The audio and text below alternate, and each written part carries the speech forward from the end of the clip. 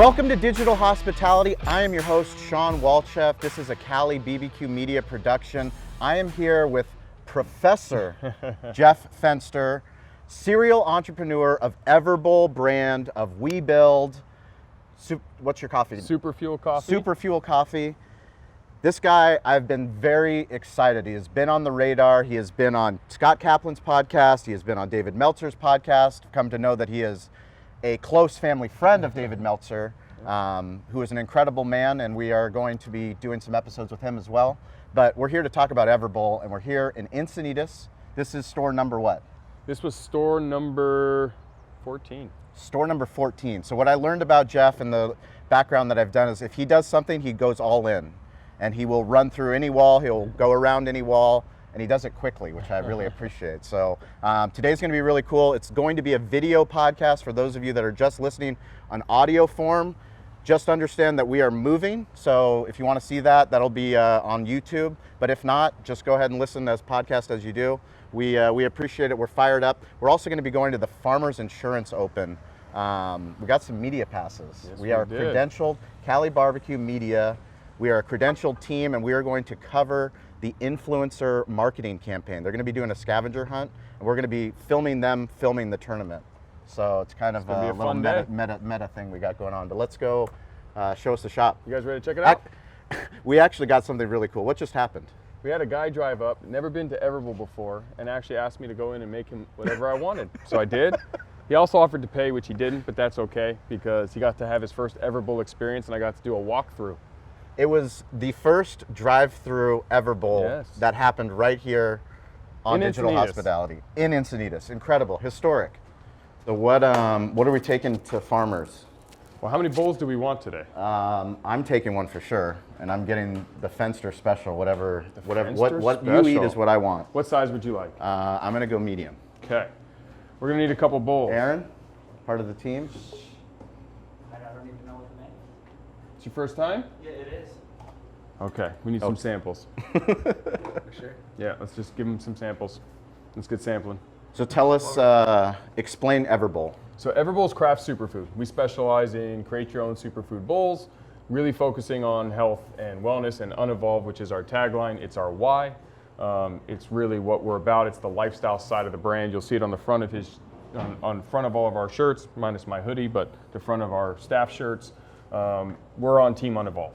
And so whether you eat at Everbowl or you go to any of our competitors or you go out there and just eat healthy yourself, as long as you're finding ways to unevolve, which is to live actively and eat stuff that's been around forever, move your body and be healthy, we support you. So for us, it's all about providing food that's been around forever. No laboratory created foods, no man-made foods, but just real ingredients that are gonna make you be your best self. And then we also wanna promote movement. Sure. Right? Let's get active, let's be healthy. We know we can prevent a lot of the illnesses that are plaguing Americans and in society by lifestyle. So we're kind of trying to promote an unevolved lifestyle. Can you tell us a little bit about the acai market? Because as somebody that grew up in San Diego, my wife, she absolutely loves acai bowls. But I heard you talk about on a podcast the difference between certain acai companies and what your guys' brand is. Yeah, so I went down to Brazil and really cared about making sure it was sustainable, that we were sourcing it in a way that wasn't just taking from the land, but actually was helping not only how it's grown and the sustainability of it, but the culture, right? Because it's from a very poor area of Brazil. And the people there, they don't have much. And you hear about it, but when you go and you actually experience it, it's a whole different thing. So for us, it was all about vertical integration and understanding that we wanted to understand the supply chain from picking it all the way through. So I actually climbed a tree and hand-picked it myself. How did you find out where to go in Brazil? So through where I was sourcing, through my partnership here, before I'd ever gone down there, we were buying it, and he brought me down and introduced me to factories, and we started working directly with the factories and really cared about all of that because there's companies that do it in the right way and there's companies that don't. And we really wanted to make sure we did it in the right way, that it was non-GMO and it was organic acai and it was actually going and taking from the actual locals. They were benefiting from us bringing it here and expanding that whole industry and that whole market, because you can't get acai all over the world. It's really only grown in Colombia and Brazil. And where we buy it in Brazil, it's picked like literally by hand. And that's how these individuals, these Brazilians, that's how they support themselves. And so for us, it was really powerful for us to be a part of that and be able to bring that back. And then you also find other cool things. So acai seeds are there's tons of them being thrown away down there. Well, we were able to work with locals to make us jewelry, which provides them income and provides for their family, and then we get to sell cool jewelry called Everseeds, which these are actual acai seeds. That's amazing. Yeah, handmade in Brazil. That's really cool. It was really an awesome experience. And then being able to climb the tree myself and pick it, Yeah. which was tough, but it was still fun, and it was an incredible experience. When you're actually touching it and seeing it and hearing it and smelling it and tasting it, that makes your mission that much stronger. Yes. It Yes. empowers your employees to know that they're working for something that's bigger than one shop in Encinitas. Yes, exactly. And it also means that we truly do value and care about how it's all done. It's not for us just about business. And so we try to give you unlimited toppings for one price, the lowest price we can to keep ourselves in business. We're not trying to price gouge. So what's cool about us is we don't charge for ingredients. So you can have unlimited toppings from this incredible topping station. You can choose everything. That's unheard of. We have nuts, we have It's unheard seeds, of. we have nut butters. We don't charge extra. Everyone else nickels and dimes. Sure. We choose not Well, to. it's the baggage fee problem, Correct. right? Everybody wants. It's like, when does it stop? Yeah, and for us, I mean, look, of course, all businesses have to stay in You business. have food cost.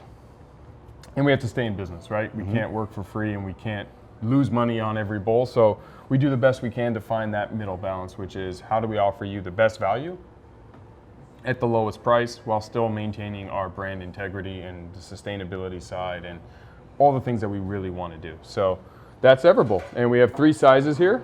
We have a variety of superfoods, not just acai, but we also have pitaya, chia pudding, matcha, cocoa love, and blue magic, which is blue-green algae. And you can mix and match in any of the 3 sizes, so you don't just have to have one flavor. You can have lots of flavors and really have it your way. Because we know that if you don't, there's 4 excuses why people don't eat healthy.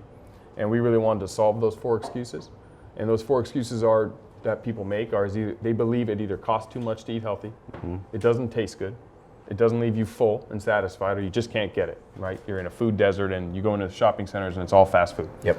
So we really wanted to build Everbowl to solve those 4 challenges and say, okay, we're going to make something that's affordable, that's filling, that's delicious, and then accessible, which is why we're opening so many stores and really trying to promote now through franchising for the first time that growth. It's awesome. So can you talk us a little bit about, as he's making up these bowls for farmers, tell us a little about vertical integration and Sure. WeBuild specifically, because we literally just did a podcast yesterday with Sebastian, who owns Funky Fries, and he has 3 incredible stores, but his 3rd store cost him way over budget. Yep. I mean, we're talking, he budgeted $375 and he was at $650.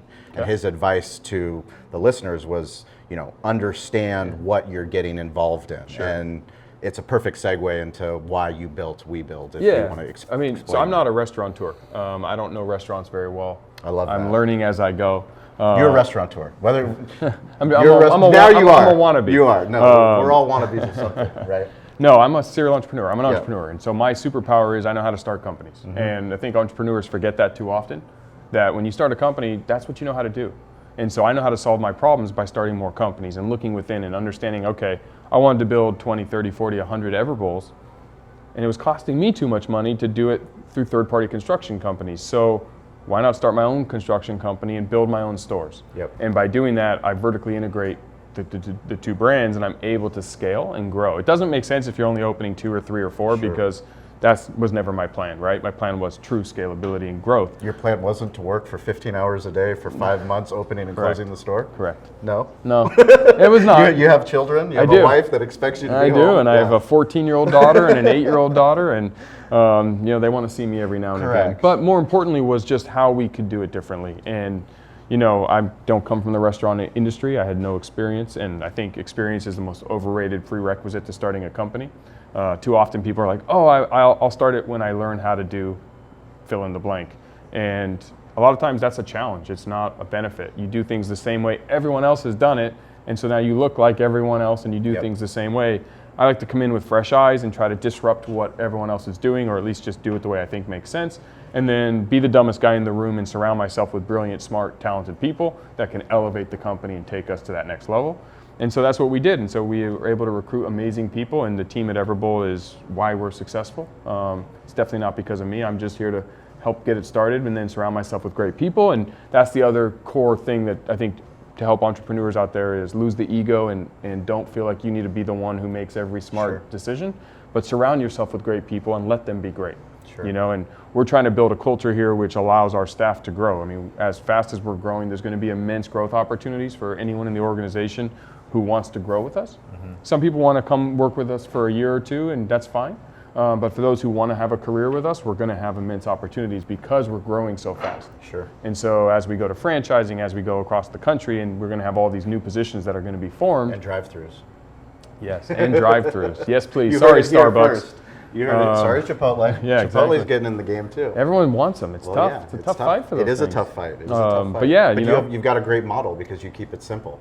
You know, you keep it core to what you do best. I mean, obviously, in and out's a different model, but if we're talking about just the basics of operation, Correct. In and Out is a burger, patty, lettuce. They have 4 choices. Yeah, that's you know? it. That's it. That's all you got. And Which makes the ticket times much better. Yeah. It makes you move through that line much quicker. And that's what we're trying to do. And so, yeah, vertical integration to me is important. That's kind of how we like to do things and understand our supply chain and control what we can control and partner where we need to partner. But really utilize my strength for myself, which is I'm good at starting companies. I'm good at scaling companies from nothing. So how I can use that to benefit Everbowl, and everything goes back to solve Everbowl problems. Can you tell us about the build out? Because I think that's fascinating from somebody that owns a restaurant, that's owned a restaurant for 11 years, but back to what we were talking about, how expensive it is as you scale. You've obviously picked what you want your Everbowl footprint to be. Sure.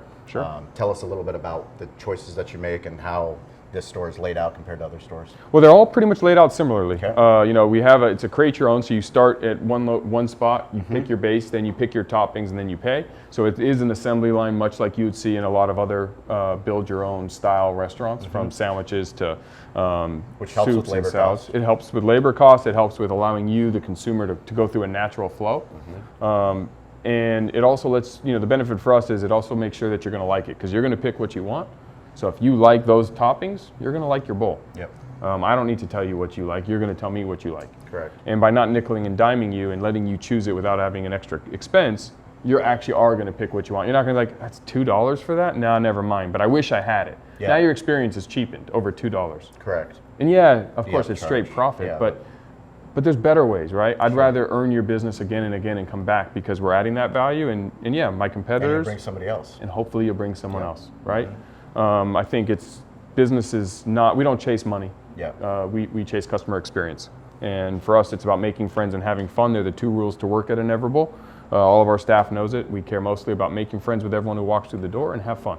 And we do those 2 things, and we hopefully will build a culture of people who are coming again and again and again. So our thesis is in digital hospitality, every business needs to be digital, needs to have some sort of e-commerce component, also needs to be social, but every business needs to be in the hospitality business. Okay. So as much as we care about digital, there also has to be this. Yep. Because this is what changes everything. Sure. This human interaction where you're actually coming into a store, into a shop, and that's the power of having companies like you in a mall.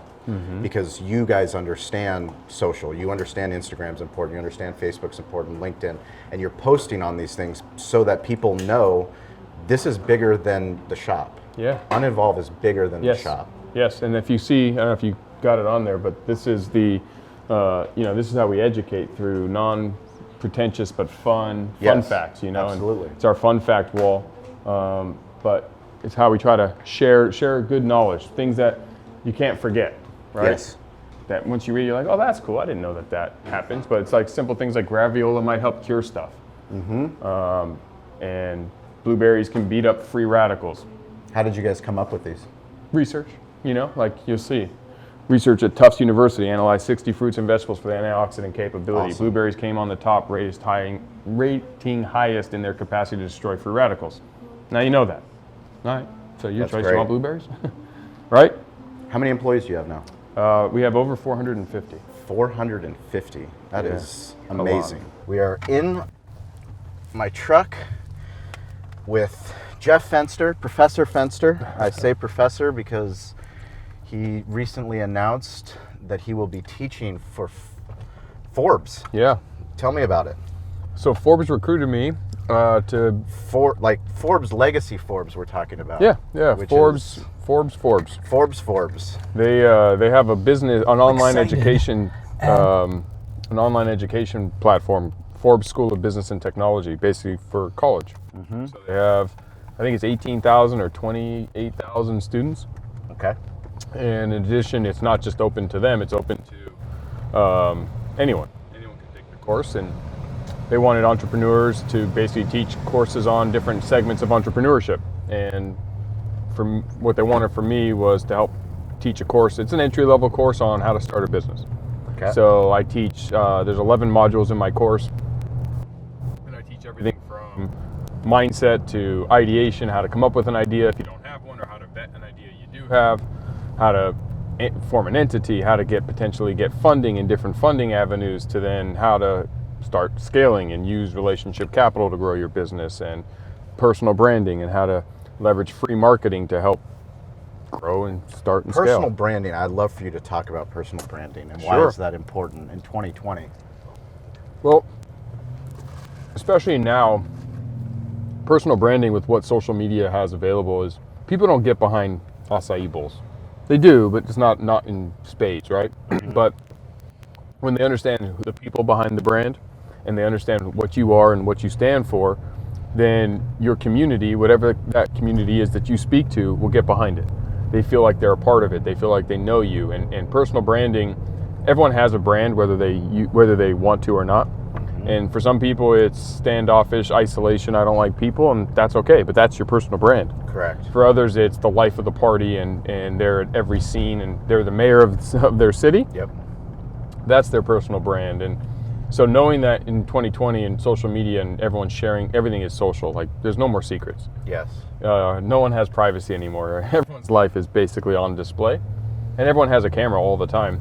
Your personal brand is who you are. And so by connecting that to your business, you're enabling people to really fall in love and get behind both you, your story, your company, and really can grow and find opportunities. I mean, we're sitting here today because of my personal brand bringing eyes to Everbowl. Correct.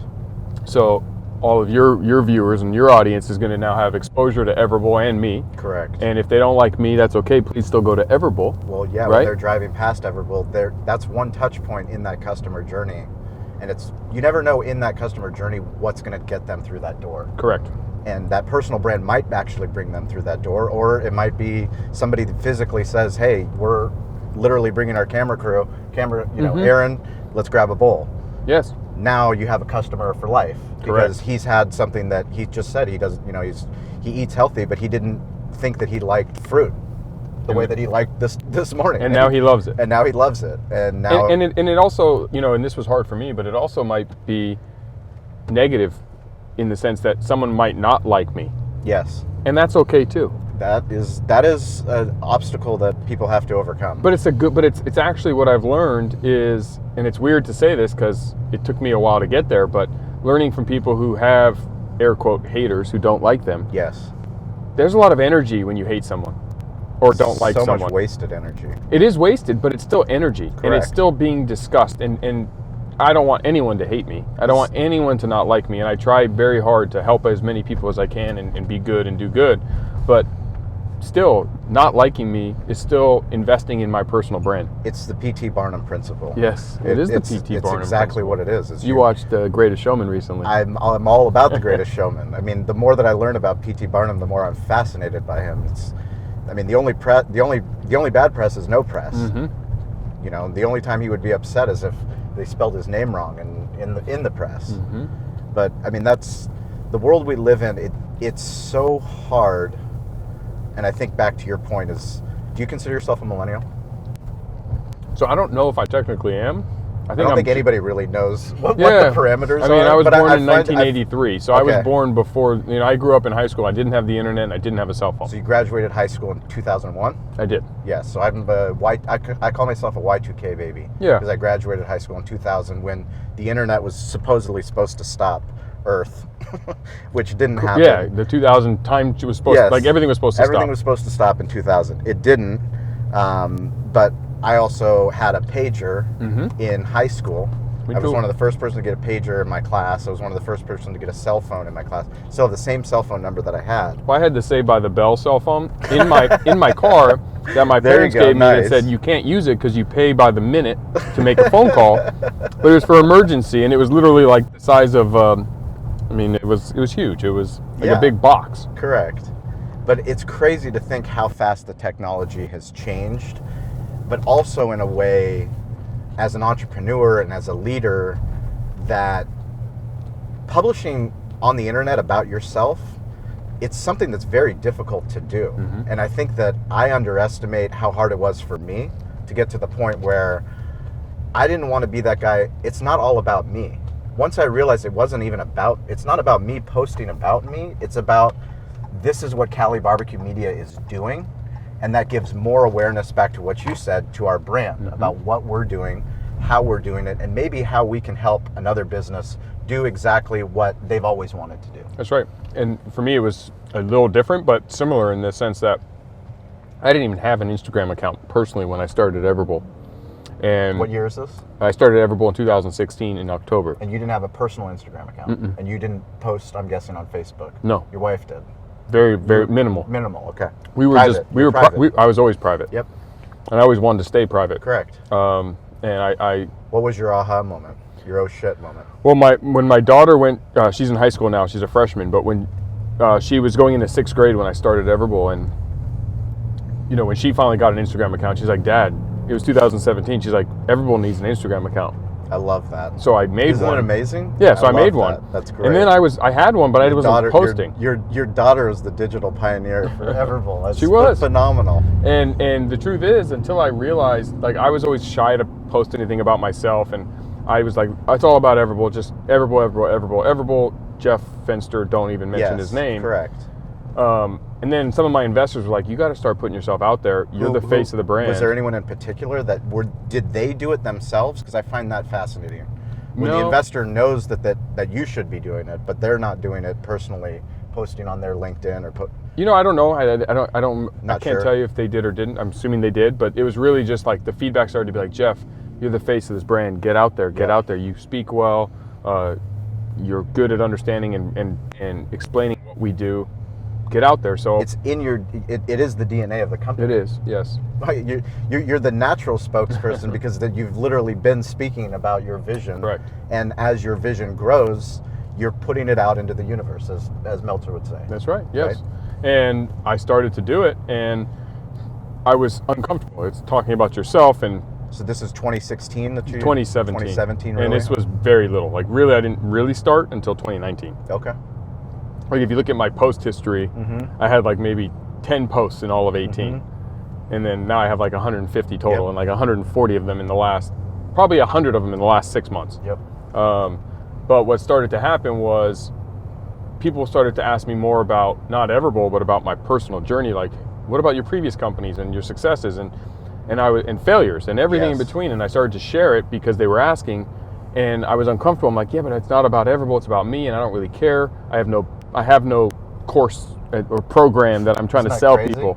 And Yeah, you're not trying to sell a course. You care about the mission of your company and your companies. But ultimately, the more vulnerable you are, and the Yes. more that you share as a man, as a leader, as an entrepreneur, as somebody that's just trying to do the best they can every single day, the more that it resonates with people because it's Yes. truth. yes, It's and your then truth. something crazy happened, and I got an Instagram message in 2019 from a kid I can't remember what city it was in Ohio, and he said, "I've been following your story, and you've inspired me to start my company." Wow. And it was cool, and I reached out to him, and I was like, if you ever need anything, and he's never reached back out to me, so if he listens to this, reach back out Yeah, to me. please. But all of a sudden, I had a feeling, and it's a selfish feeling, but it's never felt more, it was such an incredible good feeling, like it's never felt more good than the fact that I actually impacted somebody in a positive way, and there was no exchange of currency or money of Correct. anything. I got nothing for it, but the feeling that I wanted it more. So I started to offer my help on LinkedIn and other things, and now I have a ton of mentees and people that I advise and help, and I don't charge for it. You know, I mean, yes, I do get offers to like be a paid business consultant for some Yeah. people, and yeah, if it's going to take a ton of my time, I will charge for it, but I offer free services. I'm a mentor at San Diego State's Lavin School of Entrepreneurship for free, pro bono, just because I'm very good at what I'm very good at, and I'm not good at what I'm not good at, and if I can help people in the areas I'm good at, then I owe it to them. And it's such a cool feeling. It's so powerful. And now that I have a high school age daughter, for her to see that side of me that has no business side, Absolutely. I'm good at making it's money. Back to what you said. There's no transaction taking place. There's no transaction. It's just the sheer will that I'm helping someone. Mm-hmm. And like even my mentee at San Diego State, he had this idea to start this clothing business, and then he was like, I don't think it's going to work. And I pushed him. I'm like, look, you don't need the experience. Let's just get it started. And I gave him some action items. He took it, and then he sent me this beautiful message thanking me, saying he won this internship, and he wouldn't have done it had he quit. And he's like so grateful and thankful. And it was like that. Thank you. Inspired me to help 100 more people Crazy. if I can. Isn't it amazing? And if I can also help people avoid some of the mistakes I made, right? Sure. And I built my whole career on a principle of leveraging relationship capital and helping others understand that and the power of that. Explain relationship capital. So everyone thinks when you start businesses, it's all about financial capital. I need money. Money's good. Obviously, you need some money to start a business. But if you ask me, would I rather have $1 million in cash or $1 million in relationship capital, I will take relationship capital every single time. And relationship capital is the ability to have relationships with people who can significantly and materially move your business, your personal life forward. And it's created through making friends and having fun. It's created through a what can I do for you mentality. So using Dave Meltzer is a great example. Yes. When I started my payroll business after law school and after working at ADP for 6 months, I went to him and I had said, Dave, I'm starting my own payroll company. It's called iChecks. I need clients. And I would love it if you would make an introduction to some of your friends who are business owners who need payroll services. So he opened up his Rolodex and made 300 warm introductions. I closed 175 or 180 of them. And there were $2,000 to $3,000 a year accounts, recurring revenue. So my business went from zero to over $500,000 in business recurring because of one relationship. Wow. That relationship, though, I earned that by interning for Dave for 10 years for free at all of his companies and being just a person who wanted to learn and learn before you earn. And I invested in my education and being around and helping him in any which way. Like he had a company, Corporate Connections, and we flew up to Half Moon Bay and it was basically putting C-level executives together. And I was there just serving water and drinks and being a gopher. Mm-hmm. And I was 16 years old. I didn't get paid, but what I got was exposure. I got around him. He saw my work ethic. He saw that I was there to help him for years and years and years and years. And he invested, his investment in me wasn't money. His investment was, he was now connected to my future, my success. He loves me. So he's now part of me. And so my success makes him feel good, just like now He's my part of your mentees story. do. Correct. Absolutely. So he now wants to help me. So when I started my payroll business, he helped me. When I started my digital marketing agency, he helped me. We're co-writing a book together right now. It's going to That's get published amazing. this summer. Rad. Congratulations. Yeah, thank you. That's super cool. Yeah, it's going to be awesome That's because rad. what we're teaching though is we have 30 years plus of mentor-mentee relationship, which is a very long time for that relationship. So it's kind of like the long game story. And from when I was 4 years old and he was a teenager, we became friends through our parents because my mom and his mom are best friends. And now fast forward 30 years later, and he's still my mentor and my brother and my friend. And we're both doing our own thing, but we still leverage the same business principles that I learned a lot from him. I also didn't take some advice from him and how we navigated the journey of, there were times I loved him, there were times I hated him, there were times that he loved me, and there were times he probably thought I was a dumb shit, So wanted to wring your neck out. 100%, because, For sure. and we've had our fights, we had years where we didn't talk, we had years where I took from and leveraged him as much as I could. There were times when I didn't even realize what I was doing, and he was investing in me. And that kind of a story while teaching business principles is what our book's going to be about. And so It's exciting. That's really cool. yeah, and it's really awesome. And we've already written a handful Is that of chapters. self-published or does he have a publisher? So he's a multi-time I've read- bestseller. Completed 2. I've Connected to Goodness and Great book. His most recent The book. Playbook? The Playbook. Both Yeah. phenomenal. I mean, absolutely. I mean, the playbook. Is his game-changing. podcast. It's It's Game Time Decisions. Game Time Decisions. Yes. Yeah, Game Time Decisions. but and he's one of my mentors, but that's one of the powers of relationship capital. Another power is with Everbowl. I tried to get into Petco Park with the Padres. I was calling literally almost every week for a year and getting nowhere. And then one introduction from one of my advisors to the right person, and I had a meeting the next week. And we got into Petco Park, right? So that's the power of relationships and investing in people. Oh, it's so important. That not enough business owners and entrepreneurs understand, which is, you can spend your time thinking that you're going to do this, and this, and that's great, and you should. But if you can invest in people, and the way everyone says the next question is, well, how do you get them to help you? Well, you don't. You treat everybody from a position of I respect and want to get to know everybody, regardless if they're your gardener, your hairstylist, your lawyer, your doctor, the president of the United States, the garbage man, your daughter, my daughter's friend, who's 14 years old. I'm going to talk to her like she's a person, and I don't have a want today. But what can I do for you? If I do, and I think of it like an ATM machine. I like to make deposits in my bank account. Yes. Just like I like to make deposits in our relationship capital account. So if I can do something for you, I have no idea what you can do for me. It doesn't matter. But if you say, hey, we meet and I learn something about you and I know you're looking for whatever, watch out for this guy, and I can help you in any way, I'm going to do it. Yes. And now I'm making a deposit into our relationship capital ATM. And one day I might come to you for a favor or I might never. It doesn't matter. But no one is upset having a healthy bank account. Correct. So I'm never going to be upset having a million people out there that I've helped that have done nothing for me or I don't need anything from.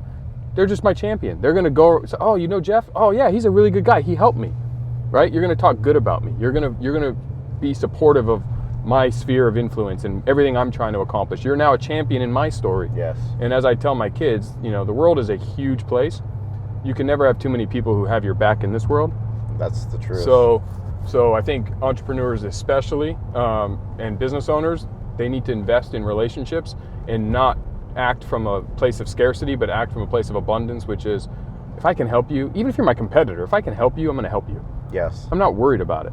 Well, I think that's very important. That's something that we talk about frequently on the podcast is we believe in a rising tide lifts all ships. That's one of my favorite quotes. We literally think of the barbecue industry, the podcast industry, new media in the same way that it's not Coke versus Pepsi. If you look at the craft beer industry in San Diego, Ballast Point is stronger because of Stone, because of Carl Strauss. That's right. They all shared ideas and they did industry things together, and they all lifted each other up to the point where when people think about craft beer in the world, San Diego is the number one place they think of. Yeah. And that's difficult as a small business owner when you're thinking back to when I grew up and when I went to business. I actually hated business school when I was at Boulder, which is why I transferred. Boulder's an incredible school, incredible place too. But I was taking business classes that didn't make any sense to me, so I switched to sociology, which made much more sense. But what they were teaching wasn't resonating with how the actual world played out in the last 11 years running our restaurant. And what the real power is back to that relationship capital, is that if I reach out to another barbecue restaurant owner in a way that no one's ever done before, he's going to question why the fuck is this guy contacting me? What does he want from me? Is he trying to take my secrets? Is he trying to take my customers? Absolutely not. We're trying to get more barbecue restaurants together so that we can all rise together. That's right. Well, and we can do something. We can make an impact. Correct. And it's every single every concept there, it's different. Yes. It's different because the heart of the concept, the heart of the company is different. Well, no one has my DNA. If you go to my competitor for an acai bowl. Correct. I hope you do. Correct. I hope you get addicted to them. Absolutely. I hope you go to them 6 days a week. Yes. And then when you're near one of Everbowls and you're hungry, you want an acai bowl, so you're going to come see ours. Correct. And what's great is we're building the unevolved lifestyle, and that's why I wanted my why in the lifestyle side, because that allows me to connect with everyone. And I used to, and it happens, right? I started my first restaurant, Everbowl, and I've always normally in past always acted from a place of abundance and never cared about helping others. But there was a moment where I was like scared, like, what if my employees steal? And then you have those thoughts, but then I caught myself and go, Jeff, you know better. I'll help them start a competitor. Absolutely. It's okay. Empower them. It's okay. we're going to do what we're going to do, and people who like Everbowl will come to Everbowl. We try our best every day. We make friends, we have fun, we sell good food, and I think we have a good culture. If you find someone who does it better, then that's okay too. You know, but I don't like that mindset of, you know, scarcity and, oh, if you do good, my barbecue joint can't do good. Correct. That's just not the case. That's not the case at all. The more people who eat barbecue, the better for your industry. Absolutely, 100%. And I think one of the things I definitely want you to touch on is your philosophy about everybody going right and you going left. Yeah, so... Is it so important in this day and age? Because there's general business advice, there's specific business advice to every industry, and I think you do a great job of summarizing why that hasn't been true for you.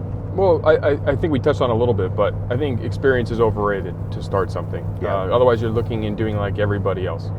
And if you look and act like everybody else, then there's no differentiator. Mm-hmm. You are just a copycat of a million others, and now what's the difference? So for me, I'm not a contrarian. Like, I don't purposely not do what everyone else is doing, but I don't let it influence me. I think about it using what information I have now and what information I have at my disposal, and I make the best choice. And if it's completely different than whatever, like when I opened Everbowl, everyone was like, yeah, what are you gonna do for your grand opening? You're gonna give away coupons and half off? And I'm like, no, I'm gonna give away free food.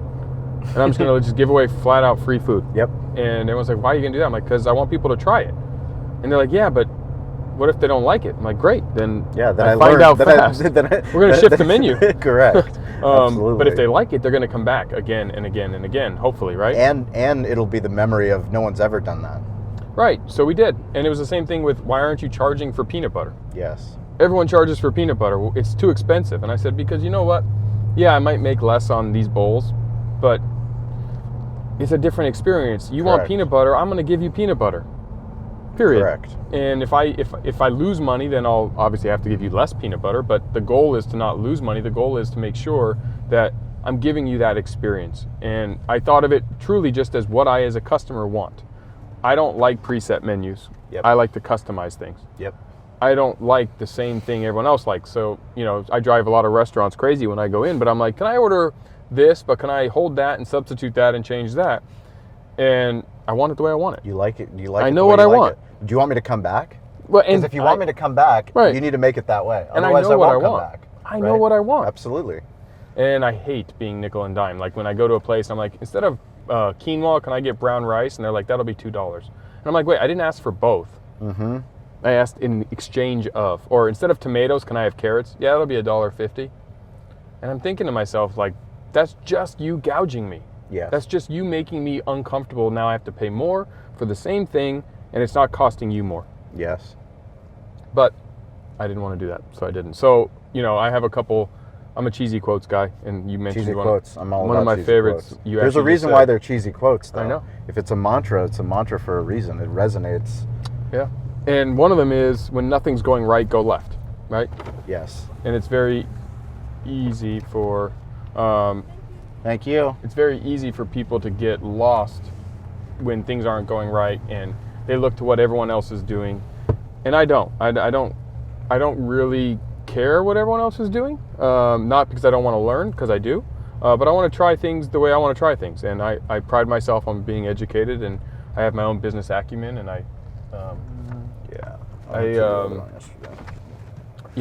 so I'm not a contrarian, but I'm definitely not someone who's just going to follow the crowd. And that's kind of when everyone else is going right, I'm going to go left. Because it's our way to try it. And if it doesn't work, I can always go right again. So we are pulling up to Torrey Pines with our media credentials for Cali Barbecue Media. Thank you. And we are getting ready to do our behind the scenes episode with Jeff Fenster. And we're going to go cover influencers covering the tournament. So this is definitely unique. We've ruffled some feathers with the PGA Tour. I did that. I'm pretty good at doing that. People don't know how to put Cali Barbecue Media. They don't know where to box us up. So I think that's always a challenge. But this podcast is available on all the podcast platforms. It's available on YouTube if you want to see us driving from Everbowl, Encinitas, along the Pacific coast. to the Farmers Insurance Open. Check it out on YouTube. We appreciate that. But all the show notes will be in the show notes because Stover does an incredible job with that. Please follow Jeff on Instagram. What's your Instagram handles? At Fenster Jeff, and then at Everbowl Craft Superfood. Beautiful. And live an uninvolved lifestyle and reach out. You never know. You won't get anything if you don't ask. That's something that has really resonated with me with David Meltzer. Is I've realized that I just have a problem asking for help and being specific in my ask too. So if you are listening to this, reach out, find out how either one of us can help you. But thank you for your time, and check out the behind the scenes at Torrey.